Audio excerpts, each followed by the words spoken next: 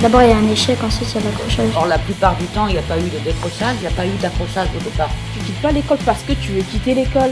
Est-ce que ça veut dire qu'ils n'ont jamais accroché à l'école, auquel cas il faut aller décrocher d'abord pour accrocher ensuite? Des gens qui réussissent pas scolairement, mais qui vont réussir leur vie. Quand j'étais petit pour aller à l'école, j'étais premier à aller parce qu'on a envie d'apprendre. Il y a plusieurs situations qui peuvent nous faire décrocher, accrocher et raccrocher. Et en grandissant, la mentalité elle change et on se dit que l'école c'est pas aussi bien qu'on le pense.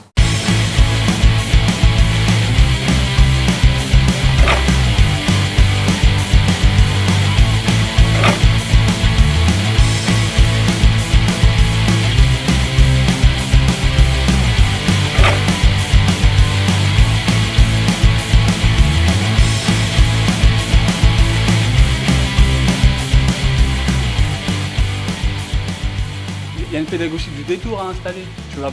Moi, c'est chiant la trigonométrie, jusqu'à aujourd'hui, j'ai 30 piges. Quand on aime un prof, enfin quand un prof nous aime plutôt, on lui donne envie de réussir. C'est passer par quelque chose pour apprendre la trigonométrie. De lui apprendre à mesurer un terrain de foot pour lui dire c'est quoi l'aire d'un rectangle.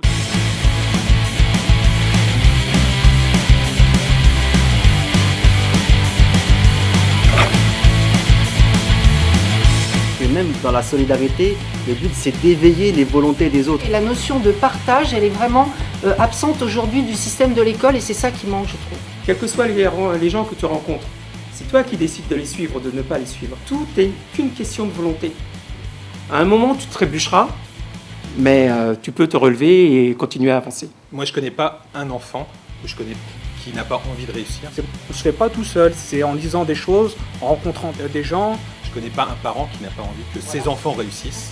En apprenant des choses qu'on se fait. Par exemple, le système des devoirs, il est très inégalitaire parce qu'on sait très bien qu'il y a des parents qui peuvent aider les enfants ou l'entourage et puis d'autres qui ne vont pas y arriver. On a une volonté, il faut l'activer et peut-être qu'il y a quelqu'un qui peut venir et qui peut nous aider à avoir de la volonté personnelle, mais quoi qu'il en soit, c'est toujours de la volonté personnelle qui est en jeu.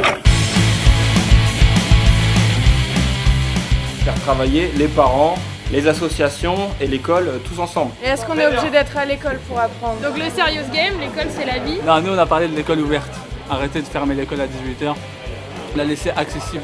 On aura accès à tout savoir mondial et on apprendra à raisonner plutôt qu'à assimiler. Toutes les personnes, tous les acteurs qui travaillent sur l'éducation travaillent ensemble. On apprend tout le temps quand on veut. Démystifier un peu l'image de l'école où j'y vais, c'est chiant quand j'y vais. Dans la classe, de réduire l'effectif des élèves. Casser, on va dire, la barrière du chemin de l'école. Faire des statistiques, dire la matière qu'on aime et la matière qu'on n'aime pas. Et y instaurer après les cours des activités. Plus de moyens. Et s'aider mutuellement sur les matières qu'on n'aime pas. Plus de moyens informatiques par exemple. Susciter la curiosité, c'est quelque chose qui est très efficace et qui permet après, c'est une graine qu'on sème et qui permet d'avoir ce rapport d'accrocher. On peut décrocher, mais on va raccrocher. En tant que ministre de l'Éducation, qu'est-ce qui te vient à l'esprit? Changer le programme en fait de la scolarité. En fait, pour punir les élèves qui sèchent les cours. On va mettre des locaux associatifs dans des salles de classe normales. Le programme scolaire est assez ennuyant pour les élèves. Il y a des activités parascolaires qui rentrent dans les cours. Par exemple, si quelqu'un aime le football, il fait du football. Par exemple, tout l'après-midi, mais il fait du foot l'après-midi, mais c'est ses cours en fait, quoi. Mettre plus en valeur la matière qu'on aime bien dans notre emploi du temps.